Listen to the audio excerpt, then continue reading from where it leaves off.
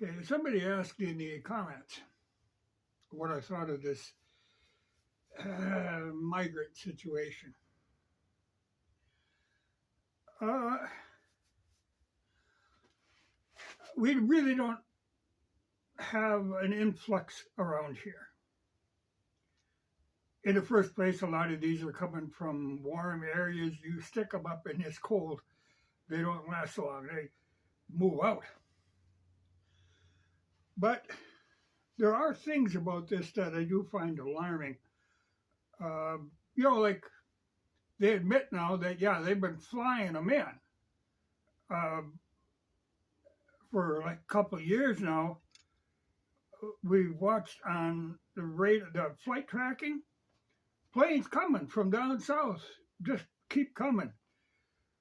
And the hope was, okay, well, maybe they were deporting people who came in here illegally and they were hauling them back south. But no, they weren't. They were picking them up, flying them in, like 300,000. Just saving them the trip, up to the border. But it made it look like the numbers coming across the border weren't as large as the number really was. They like to play with that. But they finally admitted, yeah, that's what they've been doing. They've been bringing them in. There's like a whole system set up for these people to get on this app and get signed up for these flights that come from down in Central America all the way up here. And then they go to different cities. But like I say, we really don't have a problem with them here.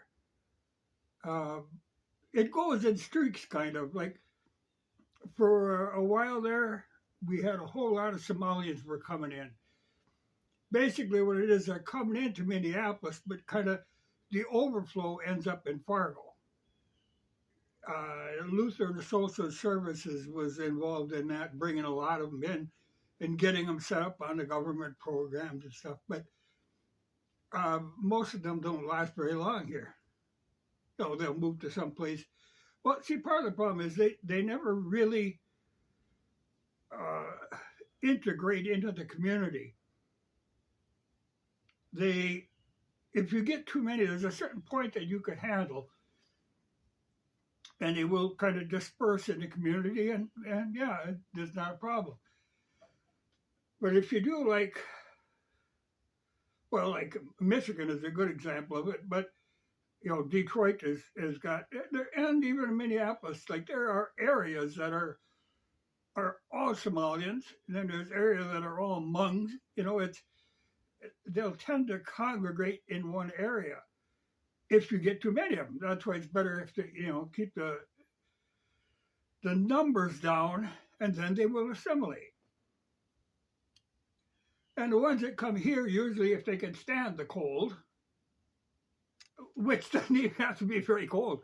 I mean, it's funny because sometimes it'll be like really what we would think of as summer, and some of these poor Somalians are wearing big down-filled parkas and they're shivering. This is just quite a change for them. They don't acclimate to this very easily, so usually they're gone. What I find alarming is, like, if you watch videos from down on the border, I know the one day they were bringing a bunch of Chinese in, and that to me is puzzling too. The whole thing is puzzling why they want this huge amount of refugees coming in, but they want them.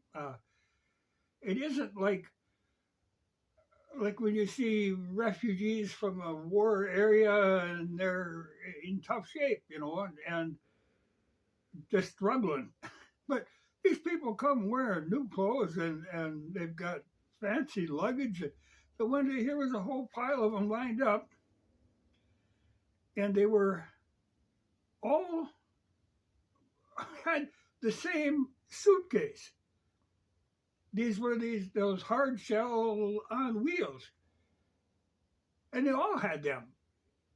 So some NGO must have been giving these out or something, but it was just odd to see all this fancy luggage in this line. And then they were sorting them. It was mostly military age males. But they'd come up to a certain point, and then the single young men would be put in one line, and the few families that were there were put in another line. But it's spooky what they're doing. It makes me think back. Obama used to hint around about he'd kind of like to have a military that wasn't, like a military organization that really wasn't government. Like they have problems with like the National Guard. They have to answer to the governors. He wanted this kind of a Praetorian Guard, let's say. That's concerning because, like say, your National Guard, yeah, they're part of the community and they have links to the community, and the chances of them turning on you are pretty slim. But when you're bringing in complete outsiders, often from areas where there's been a lot of war going on, and you dump them in a country that they have no ties to, and you organize them into a military that's only answerable to the administration, that gets really worrisome. I that's kind of an awkward thing here. But I remember Obama talking to me. He wanted a national army that wasn't controlled by like Congress, that he could have control over. And to me, that's a scary idea. Anyway, one day I was in town. Like I said, we don't get a lot of them in here, except like dribs and drabs, kind of leftovers from Minneapolis that come up. But the last time I was in town, I noticed in several different stores I was in were these family groups of husband and wife and like 3 or 4 kids, staying very close together. And the kids were behaving very well. They were kind of in awe at all this. He appeared to be some sort of Arab, I'm guessing. So it could be that they were bringing in Palestinians. I have heard there's some talk of that. But I don't know. Like I say, yeah, we could handle a certain amount of them.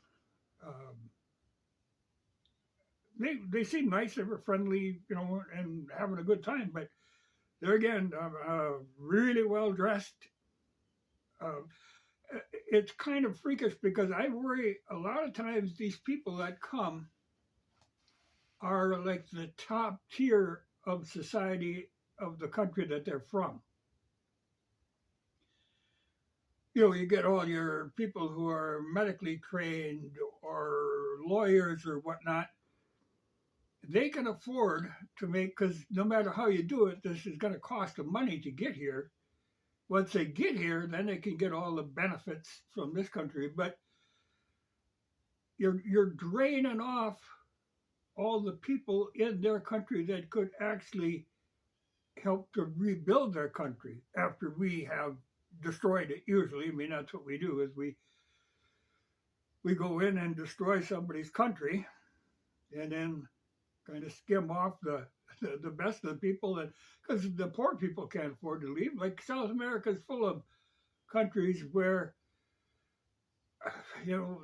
we tried to overthrow the government kicked us out. This goes on and on. So then we refuse to trade with that country anymore. Even like Venezuela and even Cuba. We still got a bug up our ass about Cuba, and I don't understand that. There's no reason that we shouldn't be trading with Cuba. At one time, Obama talked about, they were going to open Cuba up again. But the problem is we don't want to just have free trade with people. We want to control the country. And people don't want that. People are fed up with that. But I always thought, I mean, this whole thing about Cuba, but there again, I mean, we tried to overthrow their country at one time and it didn't work out. So we have a bug about that. But same with Venezuela. You know, we'd like to get oil from Venezuela. Venezuela's got all kinds of oil. They'd love to be able to sell it, but no, we got sanctions on them. But then again, we will take, like I say, the top tier of their society, skim them off and bring them into this country. And all the poor people who can't afford to leave are stuck with no industry, no jobs. That's why we always complain about China. Ooh, China's influence. Well, China will go into these countries, like in Africa, and they will not take over the country. They will work with the government that is there, and they will go in and build roads and bridges to make trade available because there's so many natural resources that they want to be able to buy. But they don't take it over. They help them build the infrastructure so that they can do trade with them. We don't do it that way. We want to just take over. But even like, say, in Ukraine now, all of the people that got the hell out of Ukraine, what are the odds of them coming back to Ukraine to build Ukraine back up again? It's not a safe place to be. These people are establishing lives in other countries, and the chances of them actually going back and trying to rebuild their country are slim. You got to quit meddling in other people's business all the time. We thought we were being clever. Get them all wound up. And now so many people dead, made no sense. But that's like the problems going on in Haiti. We were at the bottom of that. Every time there's a problem someplace that creates refugees, you look back and you see, we did something to get this whole wall rolling. And then we act like we don't understand how this could happen.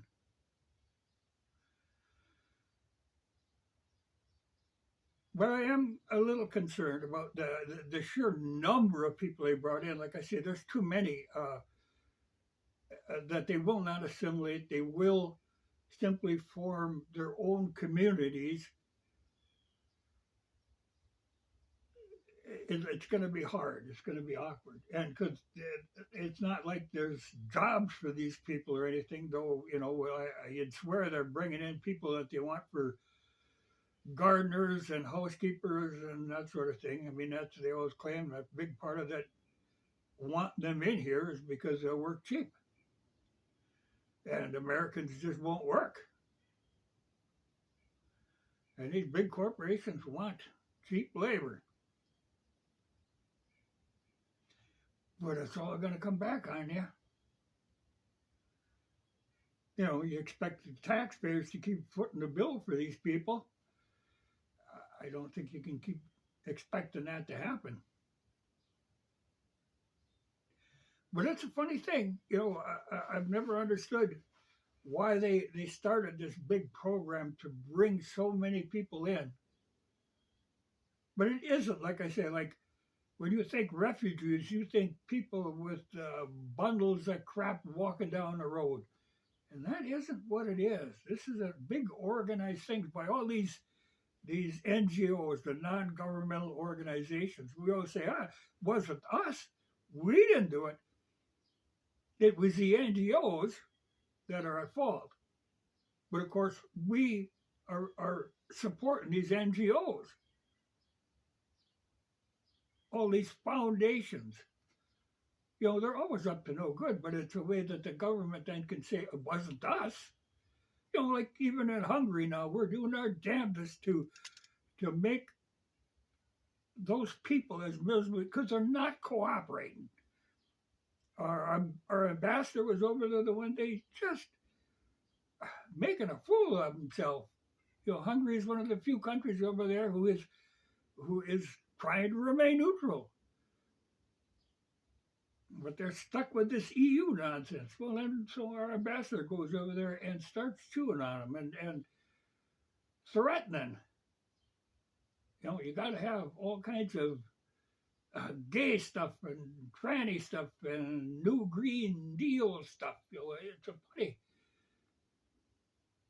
But to start threatening another government because they aren't playing this foolish game, which is not going to work out well for anybody in the end. You know, it's good to see if a country will just take care of itself. You know, remain independent. I don't know why these people can't be neutral and stuff like that. I know I was watching a video from somebody from Austria, and Austria is technically neutral, but they're part of the EU. So they get drugged down this horrible road. Well, hopefully when this all finally runs down, though this has been going on for a long time, you know, they've been building up to this. They went all in on this whole deal, and now it's all falling apart, so they're getting really desperate. But hopefully, like say it's a shame now, like Romania, instead of minding their own business, they let NATO come in there, and NATO is going to build the biggest base in the world in Romania so they can keep an eye on the Black Sea. Man, you don't want NATO coming in. It's just a foolish maneuver. But like I said, they went all in on this whole deal. And now it's all falling apart on them. So they're doing desperate things. They're a quartered animal and they're doing desperate things. But, you know, you feel sorry for Ukraine. They've got everything except sensible leaders, you know,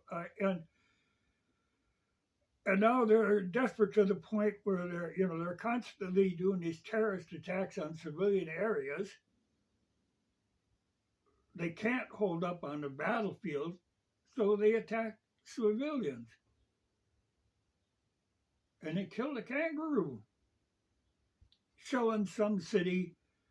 Poor kangaroo happened to be in the way, and they got a cluster ammunition. But there's no sense in that. We have created a terrorist state in Ukraine, and it's going to be very hard to get rid of that. You know, they're going to be a problem all over the world. There was even somebody was arrested. Where was it? Germany or France? Both pretty lunatic countries. But somebody was flying a drone where they were unloading a shipload of Russian fertilizer. And she got arrested for spying, for using this drone. But you think, okay, that's an exact kind of deal that the Ukrainians would love to be able to blow up a shipload of fertilizer. I don't remember, I think it was in, I don't remember exactly where, the Lebanon maybe, where they blew up that whole stockpile of fertilizer, and it was like an atomic bomb went off. But the Ukrainians are going to continue to do these until they are completely, you know, the radical Ukrainians, and they aren't all that way, but there are radicals, and until they are completely eliminated, they're going to continue to do that, make these terrorist strikes. So you gotta get rid of them altogether, because we really, you know, we think we can control them, but we really can't control them. We just give them arms and turn them loose. Same with the Israelis.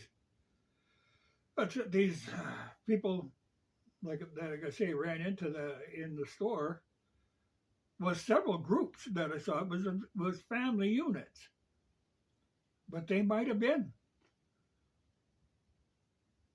Palestinian. I'm kind of guessing there, but it would make sense to me. We've been flying them out of there, though we don't want to talk about that either, but we've been, instead of letting them be in their homeland and quit trying to kill them all off, though we say we aren't, but of course we're giving them food in one hand and giving Israelis missiles, bombs in the other hand, which they immediately fling on top of these people. Hell of a lot of people died for no. That's a crazy thing too. But well, it's even with this whole TikTok thing again. Why nobody cares? China, this. But the problem is that Israel is upset because there are people making pro-Palestinian TikTok videos. Young students and whatnot. So no, we gotta get rid of TikTok. That's why there was bipartisan support, because there's a hell of a lot of bipartisan support for Israel from these people with dual nationalities. You'd swear to God, Israel controls our country. We aren't in control of our country anymore. Doesn't matter. Goes on. It alarmed me a little when I heard that there was refugees coming across the northern border, because I'm up,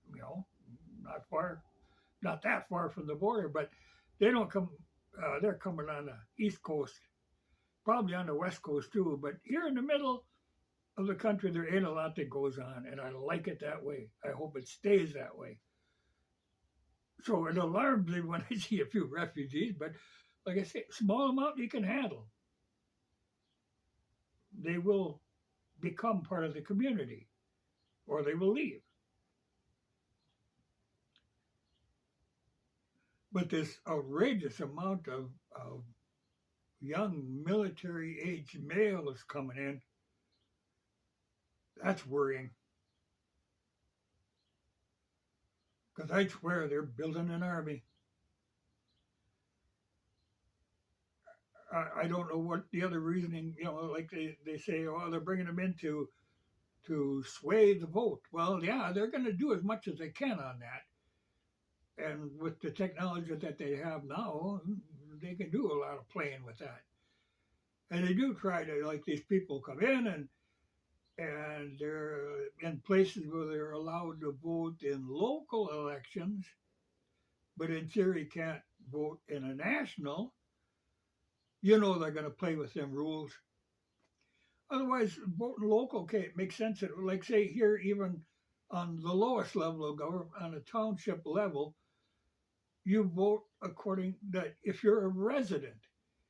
It doesn't matter if you own 2 sections of land. If you don't live in this township, you don't vote in this township.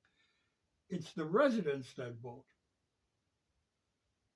So in a way, I can see in these cities, but then you end up like in Minneapolis, where all of a sudden you got this lunatic in there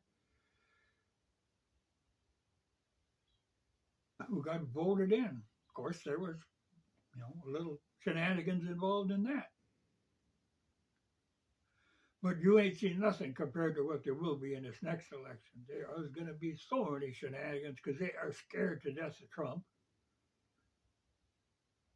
And it's funny because then we complain, oh, we don't want to accept the election of Putin in Russia. We refuse to accept that, though he got like 80% of the vote. But instead, like, oh, it's a rigged election, they said. Well, they had observers for like 128 countries there. Independent observers, and they all say, what's the square deal? But we're immediately going after these observers, threatening them. I mean, there's people from this country that lost their jobs because they were over there observing that election and didn't see that there was something wrong with it.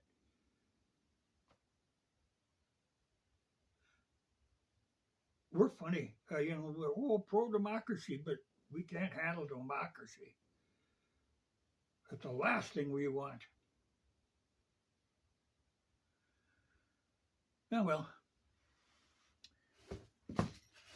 nice today, but it's going to get colder. for a few days. So I think I got some work to do on a motorcycle. If I can't ride it, I can work on it.